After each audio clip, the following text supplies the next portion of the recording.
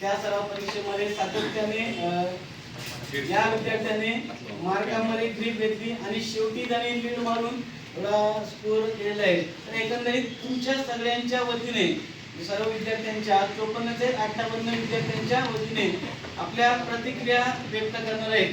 मी त्याला सांगतो की आपला अनुभव आपली प्रतिक्रिया व्यक्त करावी. अशाच प्रकारच्या प्रतिक्रिया 3 विद्यार्थी व्यक्त करणार आहेत. कधी फायनल रिझल्ट आल्यानंतर गुणगौरव समारंभाला.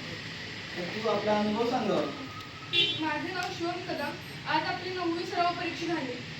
पहिल्यांदाच यावर्षी 9 सराव परीक्षा झाल्या आणि सरांनी एवढी मेहनत घेतली. गावित सरांनी आपल्याला बुद्धिमत्ता सगळ्यात महत्त्वाचा विषय एनएमएससाठी तो गावित सरांनी शिकवला. तसेच इतिहास गोंजारी सर त्यांनी काही जादाचे तास पण घेतले रविवारी.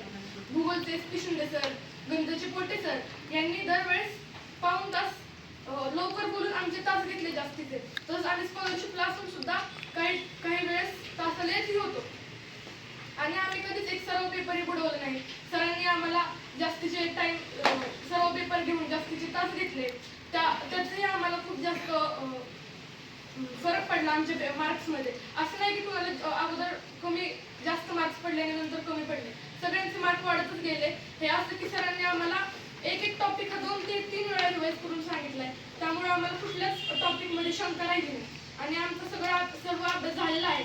या 2 दिवसात आम्हाला होईल ते आम्ही रिव्हिजन करू आणि आम्ही जे सरांनी सांगितलंय त्याच आम्ही मार्गाने पेपर लिहू आणि आम्ही काही चूक करणार नाही आणि पेपर हा आम्ही शांत डोक्याने सोडवेल आणि सर्व प्रश्न हे जे येतील ते नीट सोडवेल असं मी सगळ्यांना सांगतो.